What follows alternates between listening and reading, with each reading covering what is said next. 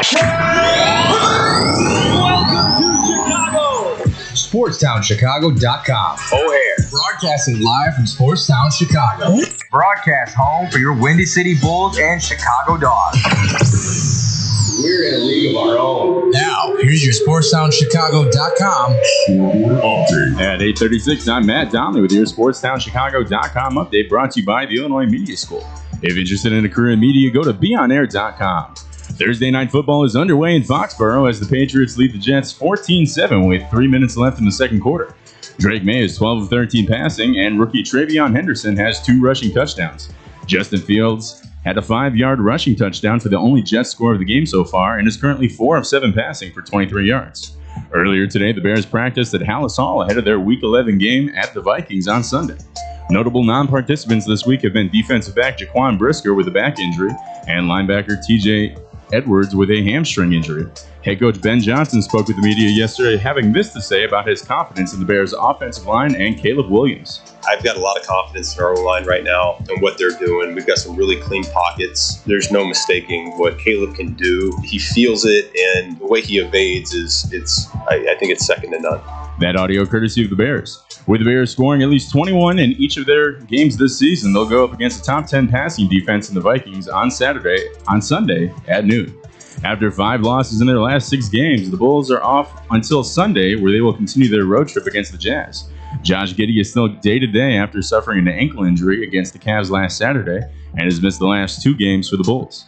Coming off an overtime heartbreaker against the Devils last night, the Blackhawks practiced today ahead of their Saturday home game against the Maple Leafs.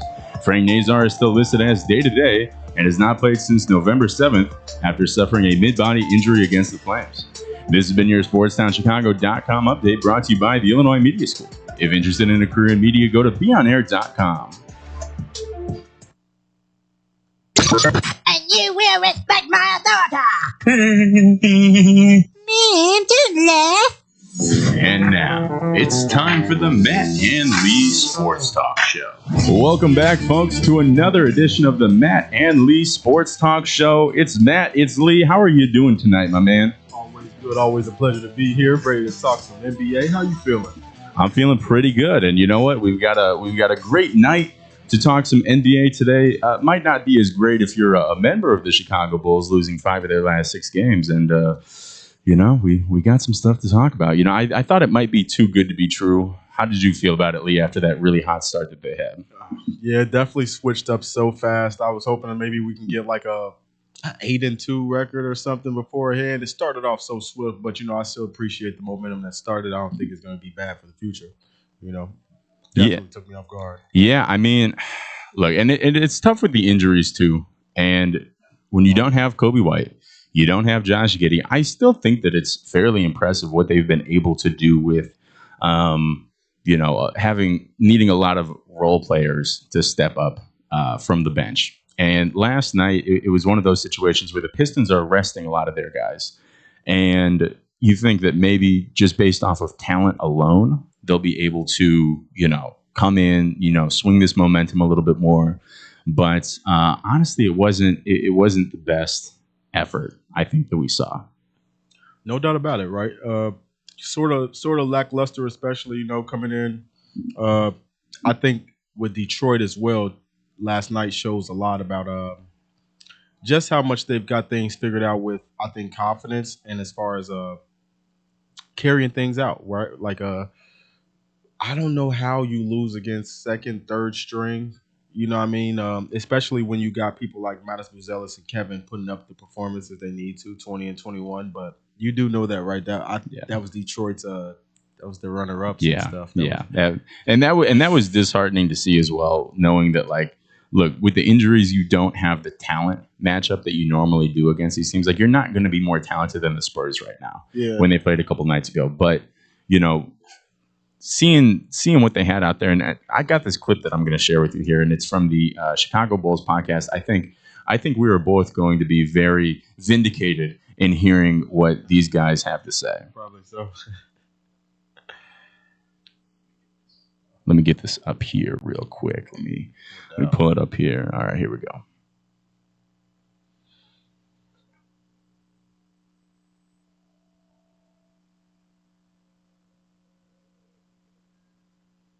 Would you look at that? Would you look at that?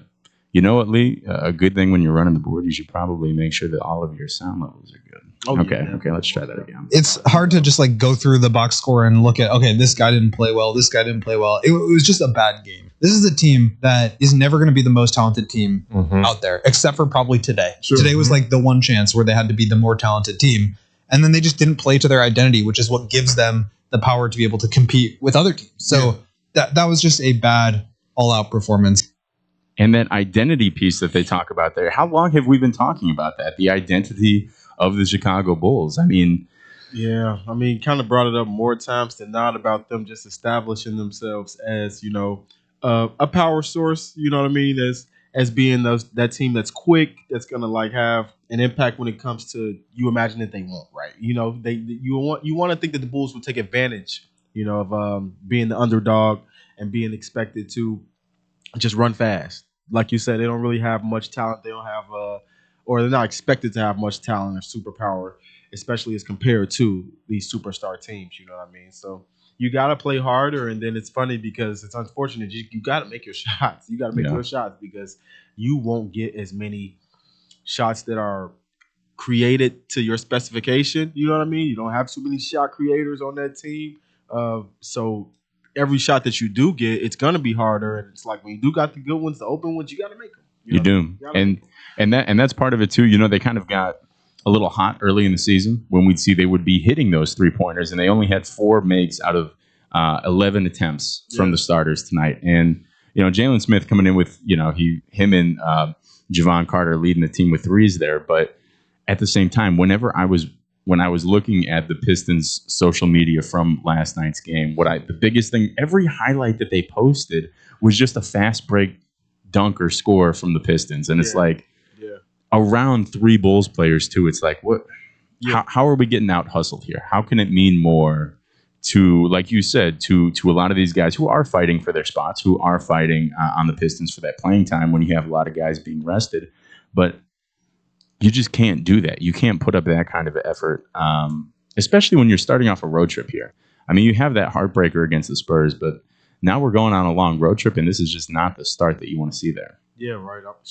I mean, I'm taking a look here, too, because especially when you said that fast break thing, I was seeing about the same thing. I noticed even Paul Reed, you know, the center, had 2 steals. They only amassed 13 steals on them, right? And they had 21 points off turnovers.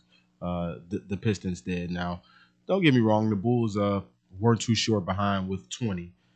Nonetheless, yeah, you can see the disparage for sure. I mean, 50 from 90 from the field, shooting slightly better than 47%, 41 from 86, right? 13 for 30 with 3 points to just 12 to 33. This wasn't a super duper, you know, outlast. You know what I mean? Like they didn't destroy them.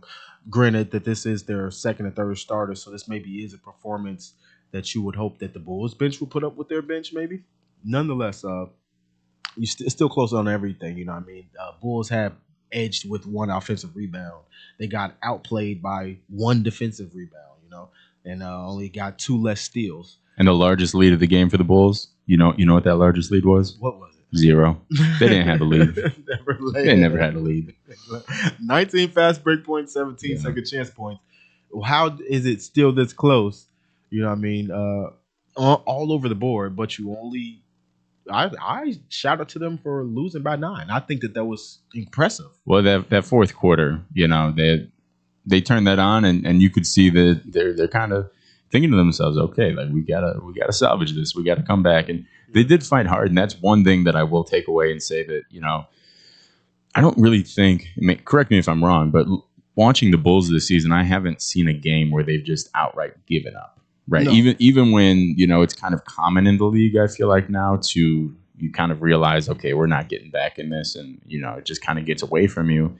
I don't feel like there's really been a game where, even if they have lost by double digits or more, you know, I don't think there's been a time where they have entirely given up, and I got to give Billy Donovan credit for that, keeping his guys engaged in that. But at the same time, they kind of have to be at this point because we're running deep on the bench here. Yeah. So. Yeah. Definitely, you know what I mean? I will give it to them as far as like the teams where they should have really given their go. I think that they did get their go, like you said. Timberwolves. I think that was a 6-point loss. The Nuggets was a 7-point loss. You know what I mean? I don't really understand. A true point out between when it comes to the certain deficits that they lose by for real. But I do think that it matters. When you're playing the better teams a little better.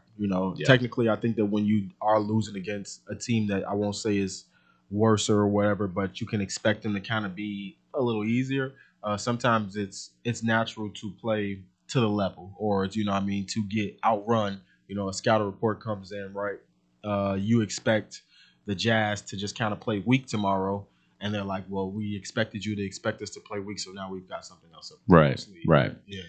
And a lot of people have been mentioning, they've been tweeting and reacting to this little bit of a slide that they've had, and we appreciate everybody's comments online as well. Matt_D14 on Twitter for me. You can reach out to me during, after, before the shows, whenever. Love to see your messages. Real quickly, where can the people find you? Appreciate that. It's BROGEODI on all handles. It's an underscore before it on TikTok. It's up and growing. It's getting bigger. It's getting good. Yeah, we're moving. But I appreciate the comments that I've been seeing from people about, how this is kind of starting to, it's very lopsided. You look at the first half of however many games they've played so far, it's not looking good. And now, or it was looking really good, and now it's not. And I think it's important to keep people reminded of the fact that, like you said, they've played really good teams. Yeah. They're not doing this against some of the worst teams in the league. They're doing this against quality teams, winning and losing. And it's important to remember it's November, right? I don't know. Correct me if I'm wrong. Again, I don't know of any teams that have won or lost the NBA championship in November. No, it's way too early. They have not. And we also have Kobe White and Josh Giddey on the bench the last 2 games. Yeah. Which has seen a lot of backlash about. So we speculated about Kobe White coming back and gelling and meshing. I don't think that's going to be a problem. I think he's going to be rejuvenation, right? He's going to be an injection of energy into this lineup. And I'm excited to see, because we can't judge them just based on these performances. It's the middle of November. They will get better. They will play teams and beat them handedly as they should. And they will lose games. And I think it's important that we remember that, it's going to happen. It maybe shouldn't always be this bipolar where you're winning everything and losing everything. Maybe that's not a very fun place to live as a fan, but it will even out eventually. I think that's definitely, you hit that right on the head too. You don't know which games you want to track the most, which games you feel like, oh yeah, we should have this in the bag, and which ones you just want them to give some go. I think it's all type of a mental thing, but definitely I would say I don't like being in a game and then losing terribly, right? Like coming back, being down 4 or 5 points a game, the whole game, and the next thing you know, you lose by 18. Yeah. Because the last 6 or 7 minutes you just fell apart. Or even just the other day how they were up. I think that was the Knicks, right? They were up by 11 throughout most of the game. They were up against the Spurs late at the end there as well. Yeah, got through the third quarter, and it was just like not only lost the lead, but lost by double digits at the end. So it's kind of like that's always been a story with them, is keeping their foot on the gas, keeping their foot on the pedal, and kind of having an in-game plan. And it makes me want to ask you, like, do you think that there should be like a hierarchy with points? Like, do you think that it should be labeled for, hey, Booch, I need 15 to 20 from you. Like, Herder, I need 15 to 20. It's tough to put a number on it, because then guys are just trying to meet that quota, especially if there's some kind of incentive with that. But nice. And you see that in the NBA contracts as well, where guys, I don't know if you've seen the clips of guys who, like, at the end of the game, they're about to get a 24-second violation, and then he passes it to the other guy so that he can get the turnover. I think sometimes the counting stats get a little overblown, but especially on a night in, night out basis, I don't think it's unreasonable to go to your guy like Vooch and say, hey, look, 6 isn't enough. Okay. I know you're trying out there. I know you're contributing as best as you can, but we also need to game plan around the fact that tonight, you need to be more of a defensive presence, and the other guys can handle the scoring a little bit more. Not to say that you shouldn't be a leading scorer on the team just regardless, but I think it is kind of a bare minimum that you ask for, like you said, 10 to 15 at least from Vooch on a night in, night out basis. He wasn't great shooting either. I think he was 3 of 10. So it's not like he wasn't trying, but at the end of the day, it's like, look, like you said, in an 11-point game like this, we need a little bit more consistency from you in this. And it might just be one game. He's been solid the whole year, but I don't want to see that becoming a trend for him. But we'll see. We'll see. It's a long season. We'll get there for sure. 4 weeks into the regular season, Lee and I talk about the most surprisingly bad team in the league.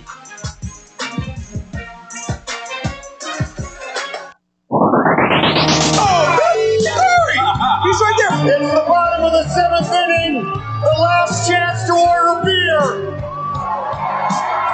But we didn't come here to drink beer. We came here to win this ball game. Chicago's so lucky. SportsTownChicago.com.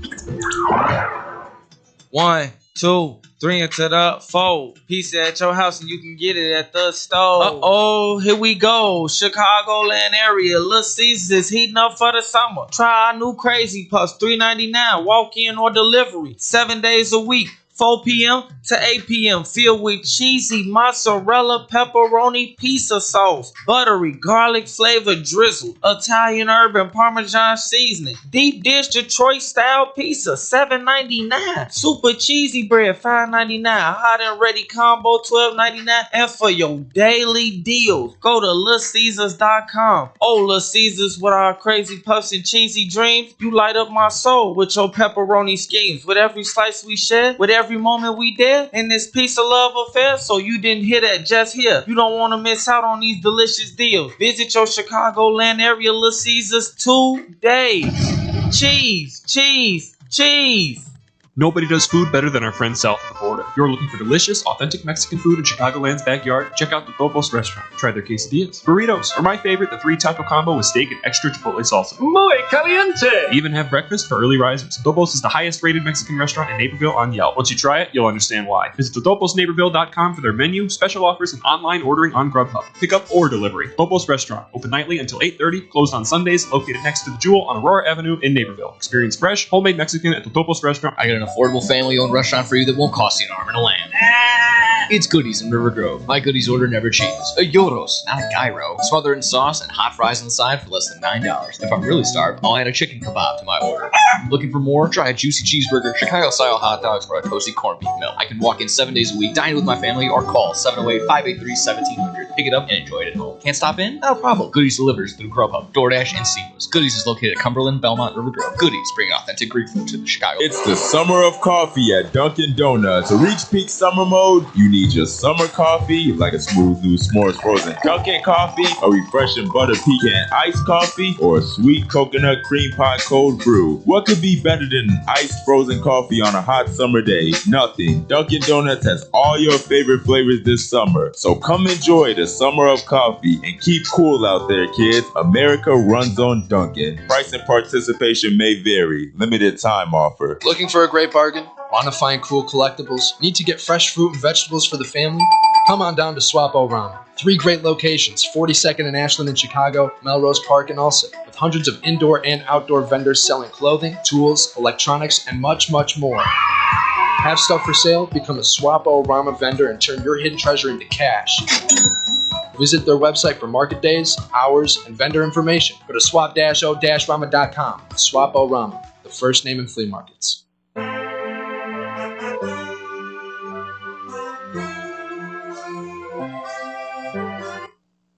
Start on him. Giannis with the back down. The paint away. The shot. It's good. Quiz Heroes on the shot clock. Giannis with the game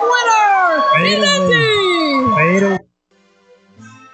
Tragic stuff for the Indiana Pacers so far this season. 1-10, Lee, and that was their November 3rd loss against the Milwaukee Bucks there. And Lee, what happened? I mean, they were in the finals last year. Like, what's going on with the Pacers? Right, definitely an interesting story right here.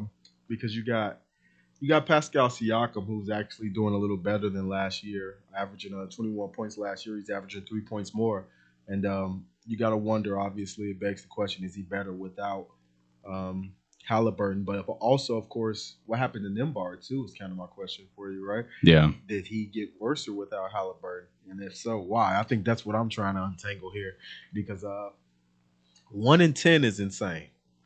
Yeah, I mean, and you see this sometimes when you have a star on a team, such as Halliburton going down in the finals last year.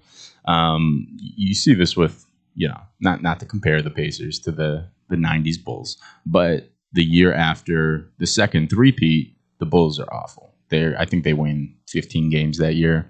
They're absolutely terrible, and sometimes it does take. It's a shock to the system to try and figure out who is going to step up and be the leader. And Pascal Siakam is the clear choice, and clearly he has been, in pretty much all counting categories, he's been the leader on the team. But he's not having that kind of help around him, it seems. No doubt about it, right? And then Barr disappeared, it would seem like. And but what makes me a little confused is TJ McConnell is a great backup too. You know what I mean? He's a great backup. I want to take a look and see. Well, he's missed some games this year, though, and that's the thing with TJ McConnell. He's only played in one game so far this year. He's been dealing with his fair share of injuries, and I think that's a common denominator amongst the Pacers here is they are just heavily, heavily injured so far. Cody Martin's out. Cam Jones is out. Mathurin has sustained his injuries as well.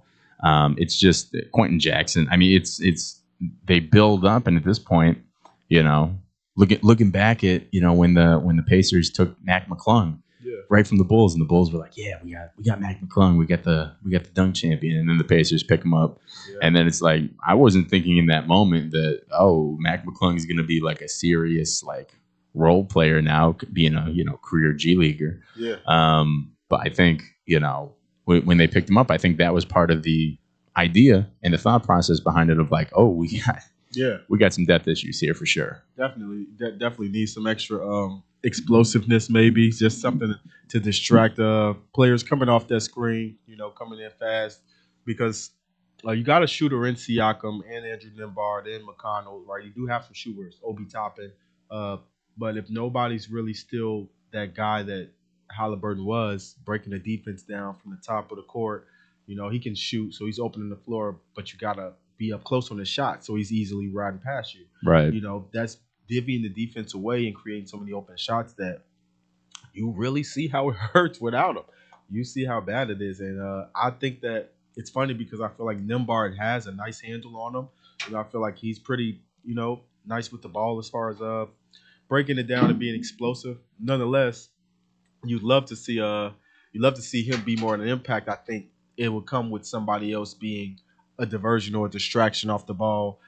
Pascal Siakam is such a one-on-one player sometimes that you want to have somebody bringing the attention away from Nimbard, because guess what? Not only when he does catch that long pass over on the other side of the court, because Halliburton's whipping him like this, right, all around the corner. He's got room to shoot, or he's so explosive off the dribble too. But you're just making it harder on a guy that's not exactly Shea with the ISO. You know what I mean? As far as just blowing past somebody. Donovan Mitchell, you know what I mean? Just blowing past somebody and going straight to the cup. You wonder, does Indiana have that in them? And if they need that to win at this point too. Yeah. What else do you look for? And when you're looking at the guys around, it's one of those where you have to wonder about what kind of productivity are they providing to the team. And we don't cover the Pacers. We don't watch them on a night in, night out basis, but it is jarring, and that's why we're talking about it now, to see a team that was so good last year go to being so bad this year. When I'm looking around at some of these players and their productivity, it's not awful. You've got guys, several guys. It's kind of like the Bulls early in the season where you've got several guys averaging in double digits. Part of that also you have to wonder, though, is, and I kind of like to call them the early days of Zach LaVine, those numbers where he was averaging, 30 points a game, and still the Bulls are losing by 15. You have to wonder, what kind of productivity these guys are actually providing. And they can just look at the other night against the Jazz. They lose 152 to 128. I mean, they can score, they can put up the numbers, but in a situation like that, what is that? 24 points right there. You can't be giving up 152 in a game. Not at all. Under any circumstances, right? Do you want to be just like, how many threes was that, right? Like, just I don't know. Laurie Markkinen was probably going off in that game. He most likely had about 40, right? But now, if you want to say like, what are the two biggest things that the Bulls have to work on? What would you say, right? I don't want to just say one. That'd probably be a hard question too, though, wouldn't it? Yeah, it would. And looking at the team as an entire entity, the first thing that comes to my mind when I'm looking at this kind of scoring yet inconsistent on the defense, turnovers is the first thing that's coming to my mind here. And I think that's going to be a natural byproduct of not having that chemistry of the guys around them. When you're having guys fill in and have to be role players and be more productive than they were probably anticipating coming into this season, it takes some time to gel.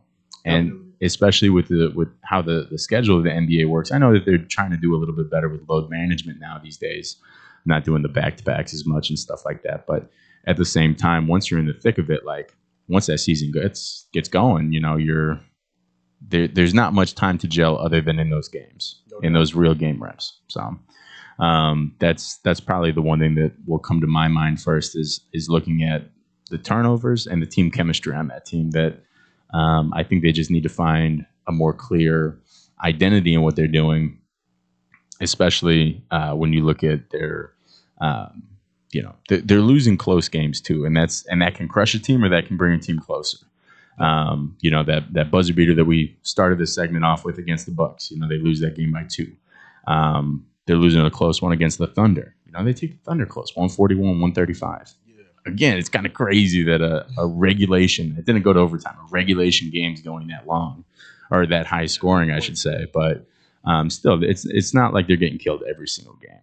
No doubt, definitely. I want to point out a couple stats with TJ, right? 6 for 12 in 11 minutes, 4 for 8 in 19 minutes, 4 for 7. 3 for 6, 6 for 13, 6 for 7, 4 for 6, 4 for 6, 5 for 7. What do you think it is with TJ McConnell's playing time, especially with Halliburton being out? Why isn't he seeing those 25 to 26 minutes a game? What do you think? He has an injury or something? Especially if he's making he's averaging 60% over the last 8 games. If I'm just rough number of the math. 50, 50, 50, 46, 85, 40, 60, 60. Why isn't he getting more shots? Who's taking the most shots with Indiana? I mean, that's a great question. I honestly have no clue why. Because McConnell, like you said, he's a scorer. He's good. He can get those up. But I don't think that the way that they're currently operating with their offense there, I just don't know if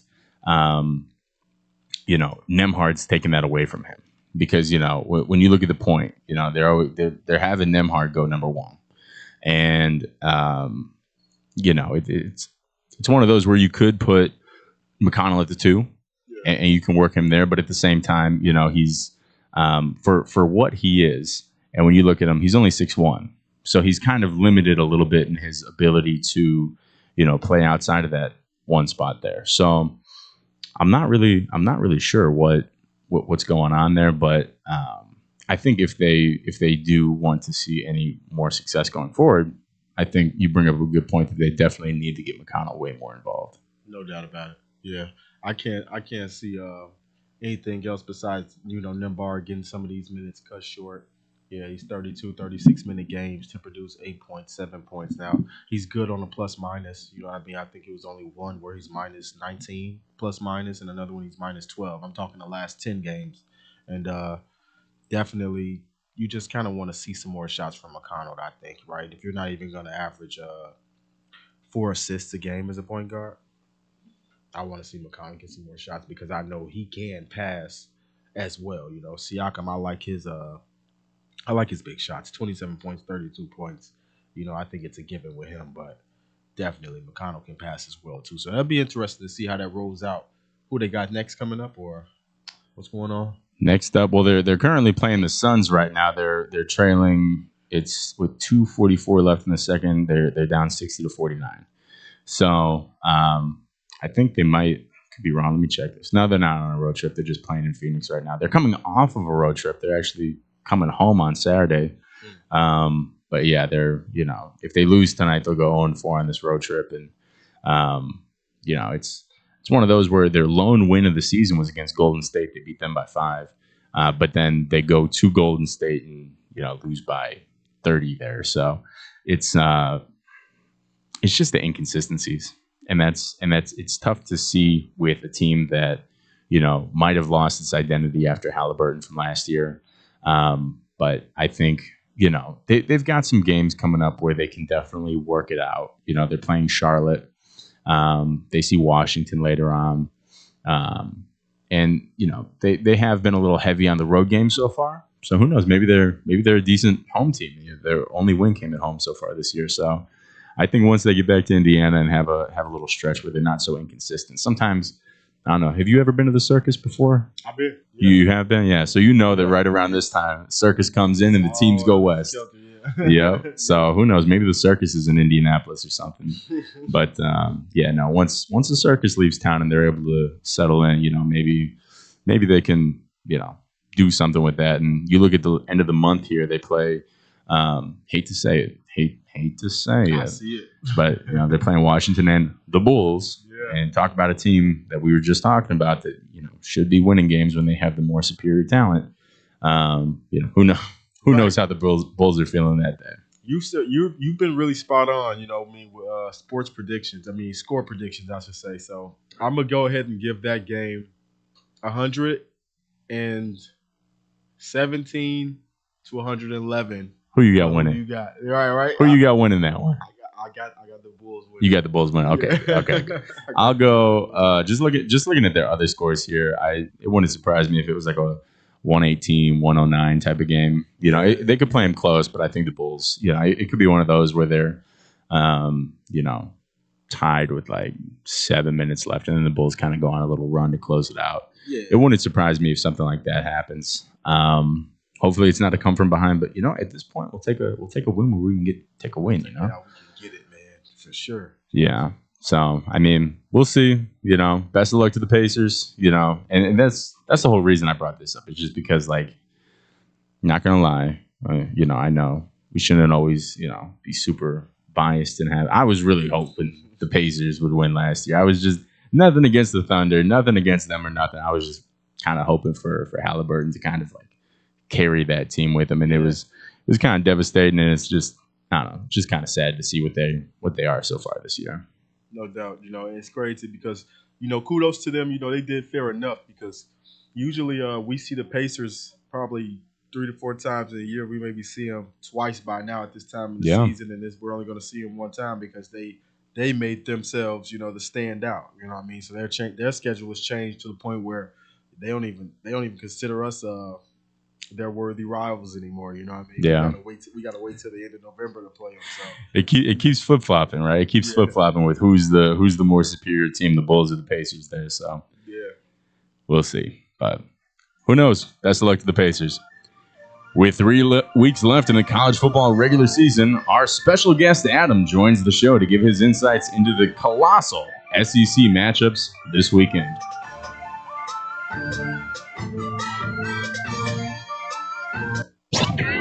This is your home for sports. This is the best fans in the world. No better team. SportsTownChicago.com. Are you ready for this? Valley View Automotive has all of the hottest SUVs you've been looking for. Enjoy a test drive and the opportunity to drive one of these powerful vehicles off the lot for half the price. Yes, half the price. Now's the time to get yourself to Valley View by car, on foot, or even by air to take advantage of this outrageous sale. You better get here quickly, because this promotion is only going on for 24 hours, and the automobiles are leaving the lot faster than you can say 4-wheel drive. Valley View Automotive, a dealership you can depend on.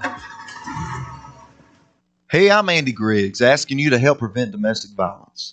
Domestic violence isn't a woman's issue, it hurts all of us.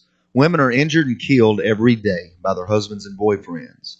So it's time for men to take action right now to teach boys that violence against women is wrong, to help prevent abuse before it starts. Call the Family Violence Prevention Fund at 1-800-END-ABUSE to get a free Take Action kit containing tips on what to say to boys. That's 1-800-END-ABUSE. Teach early. Indeed is the #1 job search user with over 250 million monthly users. Indeed's priority is to help everyone in the job searching process to find a job by uploading 10 new job opportunities every 10 seconds worldwide. With Indeed, you have free access to job searches, resume uploads, and company researches. There are over 10,000 employees at Indeed that pursue to help people find the job they are looking for. They connect with millions of people to new opportunities. Go to Indeed.com and sign up for free and create a resume and let Indeed do the rest to help you on your job search.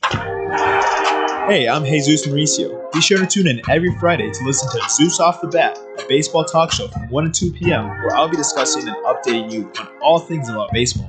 News, predictions, reactions, and more about the Cubs, Sox, and everything across the league. Happens every Friday at 1 p.m. right here on SportsTownChicago.com. Don't forget to follow and share our Twitter and Instagram with your friends at Zeus Off the Bat. Zeus Off the Bat. I sound a little cocky, but I think we're legends in Chicago. We really are. SportsTownChicago.com. We're all looking to save $1 these days, right? Well, Pino's Old Man is the perfect spot for pizza lovers with the $10 and under menu that'll make your taste buds and your wallet happy. Fried chicken sandwiches, just $6. It's so good I had to start working there just to eat it every day. That's not all. Grab 2 large one-topping pizzas with extra cheesy goodness and a 2-liter soda for just $26.30. Plus, order online and get 5% off exclusive deals. Family owned and operated for 30 years. Open 7 days a week and until 1 a.m. on Fridays and Saturdays. Check them out on the corner of North Main and Willoughby. Pino's on Main. Oh my God, I need some Pookie's crack cake. Pookie's crack cakes. Yeah, girl. You ain't never heard about the best crack cakes in Chicago? They're right there in the Bronzeville area, right at 105 East 47th Street. They're moist, delicious, premium homemade cakes made fresh daily. One bite and you're addicted. They got the caramel cake, butter pecan praline, and red velvet. Ooh, and don't forget the strawberry lemonade and the chocolate Oreo dream. They're open Wednesday through Saturdays, 11 to 6 p.m. Sundays, 11 a.m. to 4 p.m. And they're closed Mondays and Tuesdays. Early arrival is highly recommended. First come, first serve. They give out tickets at 10 a.m. Just mention you heard it right here on Real Girl Talk Radio, and you'll get a free butter cookie with your purchase. Make sure you follow them on Instagram and Facebook at Pookie's Crack Cakes. Girl, where you going? I gotta go get my crack cake. Let's go. Looking for a great bargain? Want to find cool collectibles? Need to get fresh fruit and vegetables for the family? Come on down to Swaparama. 3 great locations, 42nd and Ashland in Chicago, Melrose Park, and Alpha, with hundreds of indoor and outdoor vendors selling clothing, tools, electronics, and much, much more. Have stuff for sale? Become a Swaparama vendor and turn your hidden treasure into cash. Visit their website for market days, hours, and vendor information. Go to swap-o-rama.com. Swaparama, the first name in flea markets. There's only one place to watch your favorite sports team and have mouth-watering pizza. Come on down to Moretti's Pizzeria, where you can get a pizza for half the price every Tuesday. Try out our delicious varieties of pizza, sandwiches, and much more. I don't know about you, but a gooey mac and cheese pizza with a size of cheesy mozzarella sticks and watching sports sounds like paradise to me. Stop by at one of our 12 locations near you. We're open 7 days a week, anywhere from 10:30 a.m. to midnight. Visit our website, Moretti'sRestaurants.com, for delivery, catering, and even private parties. Moretti's, we bring the fun. Get money for that old car sitting in your driveway today. No more insurance payments. No more playing taxi for your friends and your family. More room in your garage with Winning Auto Wrecker. Winning Auto Wrecker comes directly to you and takes that problem car away and off your hands. Call anytime, day or night at 888-555-0910. Or go to winningautorex.com and we will take that junk off your hands in no time. You win, we win with Winning Auto Wreckers. Back to your home for sports. Here's your SportsTownChicago.com update. At 9:15 p.m., I am Lee Sanders with your 2-minute sports update. Thursday night football is underway in Foxborough as the Patriots lead the Jets 21-14 with 3 minutes and 10 seconds left in the third quarter. Drake May is a perfect 9 for 9 passing, and rookie Trayvon Henderson has 2 rushing touchdowns. Justin Fields has a 5-yard rushing touchdown for the only Jets score of the game so far. It's currently 4 of 6 passes for 23 yards. Earlier today, the Bears practiced at Hollis Hall ahead of their Week 11 game at the Vikings on Sunday. Notable non-participants this week have been defensive back Jaquan Brisker with a back injury, linebacker TJ Edwards with a hamstring injury. Head coach Ben Johnson spoke with the media yesterday, having this to say about his confidence in the Bears' offensive line.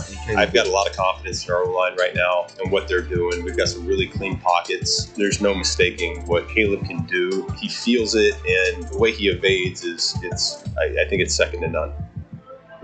The audio courtesy of the Bears. With the Bears scoring at least 21 in each game this season, they'll go up against a top 10 passing defense in the Vikings on Sunday at noon. After 5 losses in their last 6 games, the Bulls are off until Sunday, where they will continue their road trip against the Jazz. Josh Giddey is still day-to-day after suffering an ankle injury against the Cavs last Saturday. He has missed the last 2 games for the Bulls, coming off an overtime heartbreaker against the Devils. Last night, the Blackhawks practiced today ahead of their Saturday home game against the Maple Leafs. Frank Nazar is still listed as day-to-day and has not played since November 7th after suffering a mild body injury against the Flames. And the Fighting Illini have defeated Texas Tech yesterday, 81-77. That's really where it starts for Texas. They're going to right now and what they're doing. We've got some really. That's really where it starts for Texas. They're going to put you in bad situations in 3rd and longs, and then they can get into their exotic pressures and let Colin Simmons go hunt. But for Georgia, there's been 3 games where they really didn't run the ball all that well. So when Georgia has not been able to run the ball, they've looked mortal offensively. It's when they can get the run game going to complement what Gunnar Stockton does. That's when they're able to really be unstoppable. So I think Texas has got to stop the run to win this one. Sorry about that, Lee. I cut you off there a little bit, but we all good. We got back with it. But as we see there, we're talking college football here in our 3rd and final segment. And we have a special guest here, Adam. Welcome to the show, Adam. Thanks for having me. Of course, we're going to be talking. Yeah, welcome in. We love having guests on here. Adam, where can the good people find you on social media? If you look up Slim_Schnady, that is SHNADY, Slim Schnady on Instagram. Or you can hit me up on, well, maybe not Snapchat, but I like that name, though. That's a good name. My last name's Schneider. Okay. That's pretty good. I got lucky. Yeah, I love it, man. Mm-hmm. You were gifted with that good handle there. Thank you, man. So we got some big games coming up here for this weekend. A lot of college football playoff implications here, especially coming out of the SEC. And Adam, do I understand this correctly? You're a graduate of Alabama? I am. How do you feel about them this year? A lot different than the Saban era. Definitely, changing pace. We've been spoiled with Saban over the last, 17 years. But all in all, our offense has been pretty good. Our first year was a little rough, but second year under Kalen DeBoer has definitely shown signs of improvement. Oh, yeah. The defense has been pretty stellar. I mean, outside of the FSU game. But since then, we have done well. We've made a tear through the SEC. We beat 4 ranked teams in a row, which it was pretty unheard of. That was a pretty epic run there. And I know a lot of people are going to try and look at that and say, well, a lot of those teams aren't ranked anymore. That is an impressive thing to do, especially going on the road with a lot of those games. Absolutely. And winning those, that takes a tremendous amount of fantastic coaching, in my opinion, which a lot of people have thought, after last year. Were you one of the people that was like, oh, no, here we go with Kalen DeBoer coming off of Saban? I never threw him off the bridge. That's good. In that saying. But, even after the FSU lost, people were like, off with his head, this and that. I'm like, give him time. Yeah. I was always the guy that was like, give him time. And his system's pretty complicated. All in all, when you get the team coming together, especially under an offense like his, special things are going to happen. Oh, yeah. Yeah. And it was one of those where looking at last year, I felt that sometimes the culture might have been lost, but I think giving that time, especially such a stark transition from Saban to DeBoer, I think they've really rallied around, and they've got some good players now. And let's start with that. Let's start with Oklahoma versus Alabama. John Mateer, we don't know what to get from him so far. He had that hand injury, and it's almost been like a pre-injury, post-injury type of thing for Mateer. How do you feel about Alabama and their defense going into this Oklahoma game? Well, it'll be at home, so we got the advantage there. But overall, it's Oklahoma, so you don't really know. Winning streaks. Yeah. I mean, yeah, after that Florida State loss, sorry to bring that up, but that Florida State loss was bad. And then after that, it's been different though. Whatever he said in that locker room, it was something. I mean, but we got Ty Simpson, a potential front runner for the Heisman. He's been looking good. We have Ryan Williams, which is kind of questionable, more or less, only because he has the dropsies every now and again. But Jermaine Bernard has been fantastic. He's been the number one. He has shown he's been the number one. The defense, we got to see. John Mateer, that hand injury really did, kind of affected his play because he was the front runner for the Heisman this year until, Mendoza came around. But at the end of the day, you got to look at it as, will Mateer, step up? Will he, get over that injury at the hand? Because I don't think he should have come back that early for the Red River rivalry. Right. So we got to see how they were pushing it there. They were pushing it there for sure, and it does mean a lot in that rivalry. That's one of the best rivalries in college football right there. But I agree. Playing the end game with that, playing the long season. When you look at his stats so far this season, he was averaging in the high 200s passing early in the year, and now it's been kind of difficult for him to get over that 150 mark. But at the same time, I think it is promising for Oklahoma looking at what they were able to do against Tennessee last week. Beating them by 6 on the road, that's, Tennessee's obviously not Alabama, but at the same time, that could be, maybe a sign of things to come, offensively at least, for this Alabama game. Absolutely, and it could be the push that they need because overall that was a ranked game. It was. So in a ranked game, for college, it's a little bit different than like a top team in the NFL. Right. You got the home field advantage in college, and with it gives you a better strategical advantage. You got the crowd cheering. Sometimes a false start happens, and we've all seen that happen. A lot more susceptible in college for sure. And the reason I'm a little nervous about this game is because we lost 24-3 last year. Yeah, and I can tell you, I saw that game and wanted to cry a little bit, but different, like you said though, different team. Different team. Every year it's different with college. Yeah. Lee, what do you think about John Mateer in Oklahoma? Do they have a chance against Alabama? It's at Alabama. It's Definitely. I know that OKC definitely has the defense on their side for the most part. So what I will say is, I think that it could be a pretty explosive game for sure. With coming off the winning streak, it does makes Alabama want to be feared a little bit. Nonetheless, though, I see some shining remarks in Mateer over the last few games. Definitely, I think that he does. When it comes to the comparison to what's my guy, Fernando. Fernando Mendoza. That's your guy. It's a little tough, right? But I don't see too much far off, right? As far as the aggressiveness, Yeah. I think they want to try to control the tempo of this game, obviously. And so that'll be a huge task for Mateer in general. Nonetheless, though, I don't see too much struggling coming up for him. I think the key to this game for Oklahoma, if they have any chance, and my apologies for shaping this in an Oklahoma perspective. It's more of a respect to Alabama. Alabama speaks for themselves, really, and Oklahoma is the one that has the questions here. I think Xavier Robinson.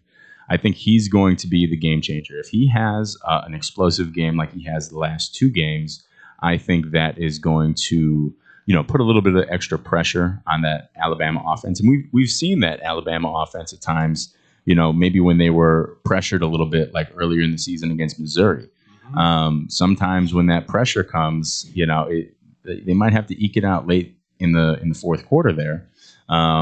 So who knows? Like you said, it's at home. My game prediction for this, Alabama 35-14. I think they're going to clamp up late in the season, and they're going to be able to limit that run game, definitely limit that pass game. And I think Ty Simpson, like you said, has a great chance of being there in New York City for the Heisman Trophy ceremony. I think they'll get the job done. It's an SEC game. They're always tough. They're always close. It's going to be a battle to the end. Within conference games, it's going to be tough. Usually the out-of-conference games is for some reason it's a blowout. Yeah. But when you're playing the Citadel sometimes. 49-0. Yeah. Shout out to the Citadel. But I do got Alabama winning, I'd say 24, I say 14. Okay. A little bit of a closer game there. Yeah, again, SEC, it's going to be a close battle. Yeah. That's what they say, Lee. It just means more. That's what they say in the SEC. It just means more. Ty Simpson's probably gonna try to lay it on hard. Yeah, probably. He's got to make his closing cases, his closing remarks for the jury to get to New York. There, There's also the Iron Bowl. No doubt. that's true. You got a game pick, Lee? A prediction there? I'm gonna go Alabama. Alabama. I'm gonna roll with J.R. Hubbard as well on the defensive side. Yeah, I think that's the problem. Rolling with the tide. I love to see it. Yeah, got the momentum too. Yeah. Our next big SEC game over the weekend, which I would say has even more implication, could be even closer. I think it's going to be a lot closer, is Texas versus Georgia. Ooh. Now, Georgia is a team that, their only loss so far has been to Alabama. It was a close game, close loss there. And Texas, I don't know. They've won some overtime games against some not very good teams. And it's a situation where it's in Georgia. And I feel like I just have a sneaking feeling, though, that the Arch Manning that we thought he was going to be at the beginning of the season before he kind of collapsed a little bit, I feel like this is where he might be able to shine and make a case for, hey, look, I'm not as trash as everybody has said I am this year. Look at what I can do with Georgia. No doubt about it, right? Because that somebody's definitely want to make some noise about it, for sure. And again, as I go back, like it's gonna be I think it's gonna be a lot closer than a lot of people think. Like people might say, like, "Oh, Georgia's gonna win by like 3 touchdowns." No, I think it's gonna be close. I think this might be a 10-point game, honestly, because you don't know which Arch Manning's gonna come out. I mean, he almost beat Ohio State. Well, they lost by 7, but still, it was a close game. It was, but the score didn't show. Ohio State really did. Yeah. Win that game. He wasn't able to do much against Ohio State, but a lot of people have. Gunnar Stockton last couple of games has kind of showed out. Yeah. So I think this is going to be either a touchdown battle, or we're going to just see a defensive battle. Either way, it's going to be a close game. Yeah, and it's interesting because back in the day, back in the old Big 12, it used to be shootouts every week. There was no defense played in the Big 12, and I'm not saying that's how. It's very. The Big 12 is a lot better defensively this year in this new era of college football, I'd say. Texas Tech. Yeah, Texas Tech, one of the best defenses in the country. Oh yeah, and they're ranked high right now. They're number 7, I believe. Texas Tech has a great chance. They're gonna surprise some people in the playoff. I definitely think. But the SEC has always been a very defensive heavy. And you look at those amazing Georgia teams earlier this decade that won back-to-back national championships. Mm-hmm. They had good offensive players, but the defense was the bedrock of that, of those teams there. And is that what we're going to see here going forward with Georgia in this game? I think this is one of those last stands that they need to be able to put on that defensive showcase so that Texas doesn't, make it as close as it should be.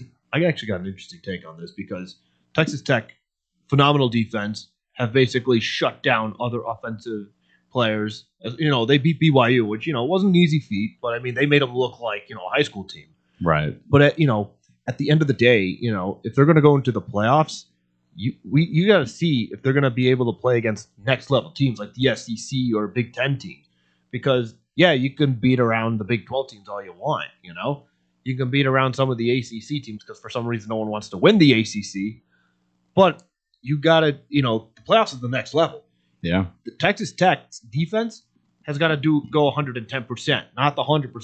Because, if you're going to go against a team, for example, like a Georgia, I know that they're not in the right brackets, but just as an example, if you're going to go against them, that defense needs to play way better than the regular season.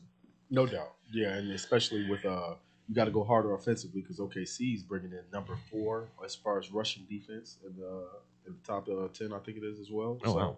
Oklahoma's there? Yeah. Yeah. OKC's number 4 in rushing defense altogether, which is interesting enough too. OKC won the last match 24-3. Mm-hmm. So, yeah. I mean, Yeah. It's kind of like you want to think about. Definitely, you got to hope that the Alabama has a heavy passing game, right? So they definitely can with Ty Simpson too. He can air it out. He's got the arm for it. He's more of a pocket passer than a runner. Yeah. Yeah, because if he needs to run, he can actually make those big plays. Like, he made a big play against Georgia when on the final down because he threw it to Horton, slid, game over. But they were both running in sync. So, with Bama, Ty Simpson, they're more conservative when it comes to Ty Simpson's passing. So, That's kind of why you see a lot of these big plays every now and again, like a shot downfield, or you see just a quick medium pass down, like just up from the 40 to the 50-yard line. Right.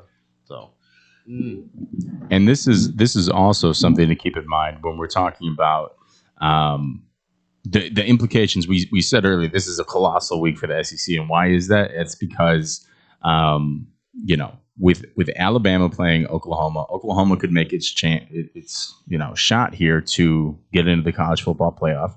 That's why it's important for them. Alabama's looking to stay undefeated in conference play and make Atlanta to play in the SEC championship game. Oh yeah.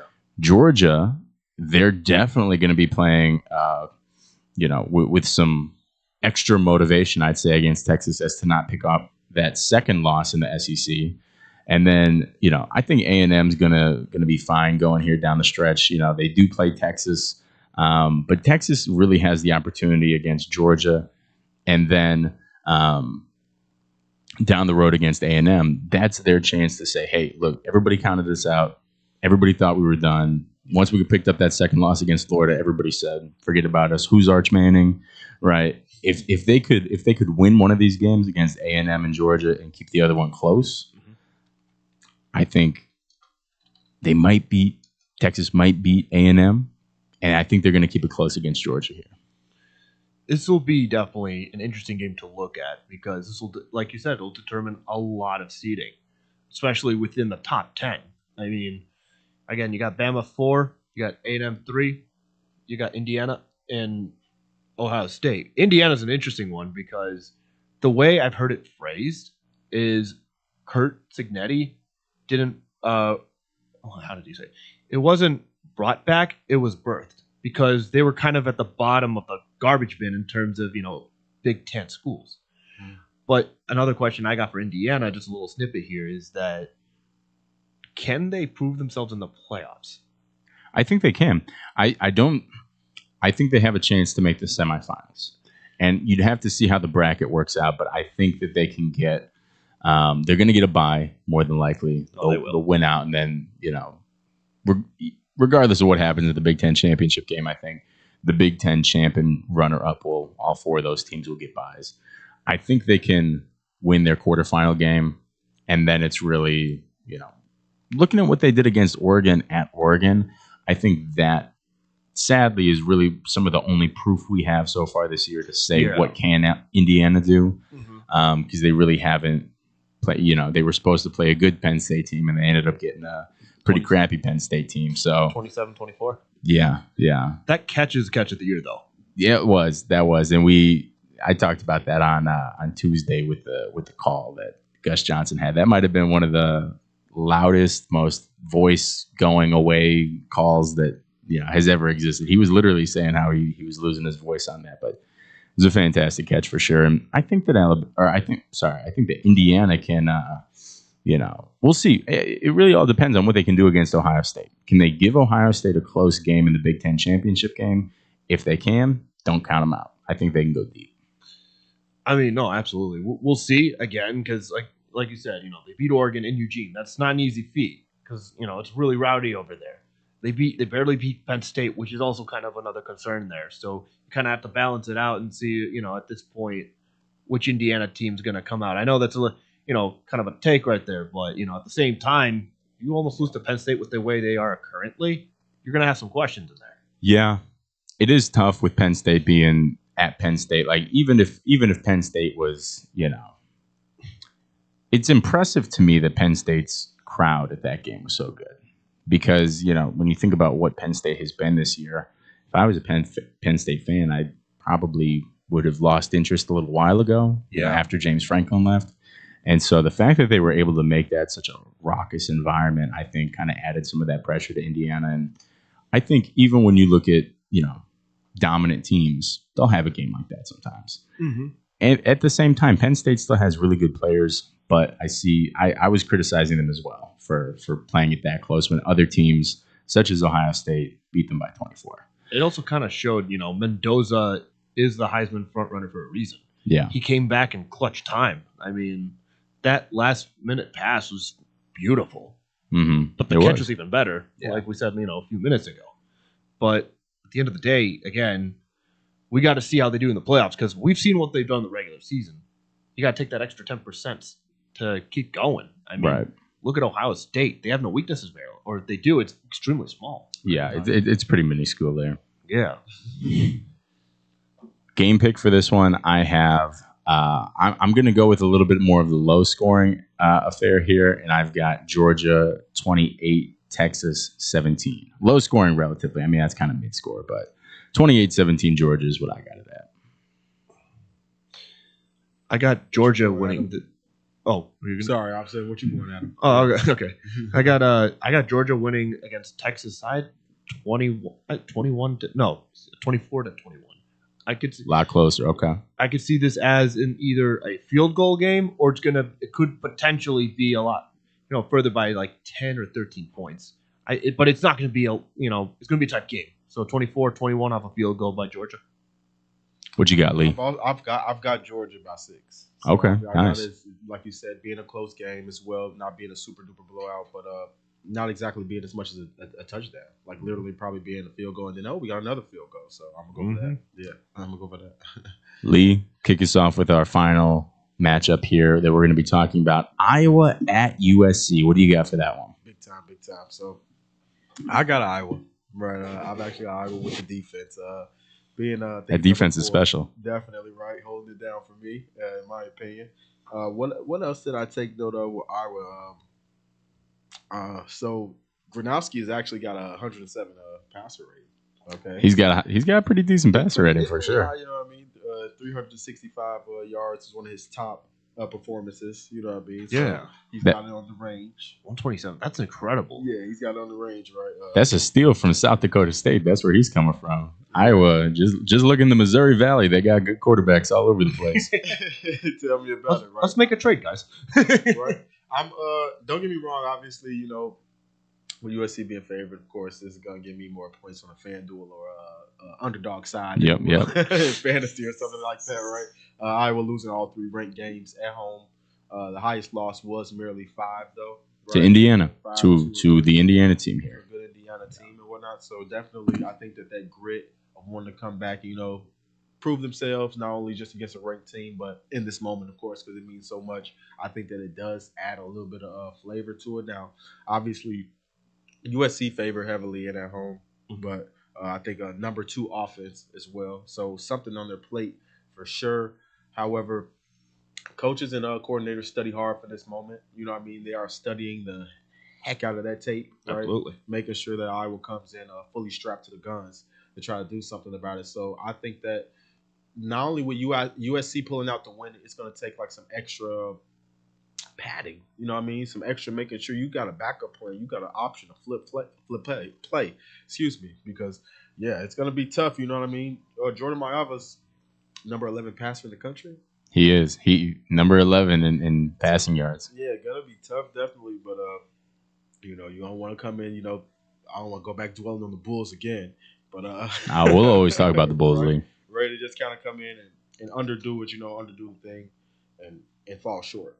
So I've got Iowa though, no surprise. You got Iowa? Sorry, pick my pick so early. No, you're good. Lay it out there. I like it. I like it. Right? Okay. And Iowa's known for their defense. Yeah. They have a great defense, but they're tight end university. You got TJ Hawkinson coming out of there. You got George Kittle, and you got Sam Laporta recently. Yeah, that's true. So, I mean, and now that they got a passer that can throw to the tight end and get him open a little bit more, and they've got fantastic offensive lines traditionally as well. So, a lot going with that offense at Iowa. Who would have thought we'd ever say that? Right. Yeah, no, I do have USC winning this one. I mean, Iowa, that was kind of a deflated loss for them when they lost to Oregon. I was watching that game. I was really pulling for Iowa. That was just so unfortunate with the last second field goal. But it kind of showed me a little bit how the defense couldn't block them, even, trying to get that last field goal. I mean, they had some chances, they had some opportunities. Some of them, got blundered, but at the same time, there was definitely some high points in there. But, yeah, for sure. I mean, I'm going to take USC 24-10. Okay, I got you. I got USC in this here as well. I got them 21-16. Got to throw in a safety for the Iowa defense, right? I think who knows? They like to throw in those safeties randomly. So That's true. 21-16. I think this is going to be one of Jordan Mailata's toughest tests of the year. I do think that I would be picking Iowa probably by at least a touchdown if this was in Iowa. But I just think that, mainly because it's November, right? And it's a little chilly out here, and those Southern California boys, I don't know how good they are in the cold, but it's at USC, so I think they get a big advantage there. That defense is, it's like a unstoppable force versus immovable object, right? You got Jordan Mailata and the number 2 offense in college versus Iowa's number 4 defense. I do think that at the end, Iowa just hasn't shown that they can win those big games yet, and Kirk Ferentz is always there, so I don't know if that'll ever change. I don't know if that it's kind of a team by team basis with them, but if this was at Iowa, I'd pick them, but I got USC 21-16. The Iowa head coach has been there forever. He has, yeah. I think he's the longest tenured head coach in college football. I think he's either coming up or surpassed 30 years recently. I guarantee you he's probably said to one of the players, like, I remember when your dad was on the team. Oh, definitely. Oh, 100%. 100%. Yeah, it's, Kirk Ferentz, that's a whole nother topic that, definitely with his, remember when his son was running the offense for that little bit there? Oh, God. And then they had to put in, I don't know if you knew about this, Lee. The head coach at Iowa hired his son to call plays on offense. And then the team was so bad that the next year they had to put it in his contract that he has to score this many points a game, get this many yards per game, or else he get fired. Contingency plan. Guess what? Guess what happened to him? What'd he do? He got fired. I thought it was a Christmas miracle, maybe. No Christmas miracle at the Ferentz house. You think they got the chicken fried already when they do stuff like that? Like they're kind of just like, we're done with you, bro. Probably something like that. Okay. I think he saw the writing on the wall for sure. Yeah. Folks, thank you very much for tuning into our show tonight. For me, I'm Matt _D on Twitter. Lee, where can the good people find you one more time? So we got BROGEODI on all handles, and Mr. Adam. Can you give us one more time, baby? I am on Instagram on SLIM_SHNADY. Love that. Love that. Adam, thank you very much once again for being on the show, sir. Appreciate you. Yes, sir. Have a great rest of your night, everybody. Drive home safely. We'll talk to you later.